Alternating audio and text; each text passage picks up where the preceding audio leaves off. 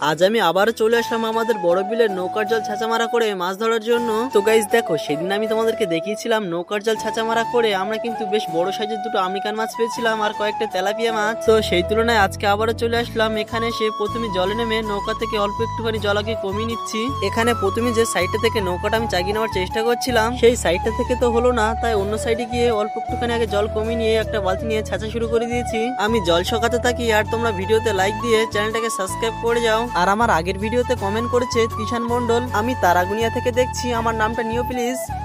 তো এখন কিন্তু এরই মধ্যে নৌকার জল আমি অনেকটাই শুকিয়ে ফেলেছি, তোমরা এখানে দেখতেই পাচ্ছ। এবারে নৌকার মধ্যে কয়েকটা মাছ দেখতে পাওয়া যাচ্ছে, সেগুলোকে আমি আগে ধরে নিই, তারপরে তোমাদেরকে আমি দেখাচ্ছি কি কি মাছ পেলাম।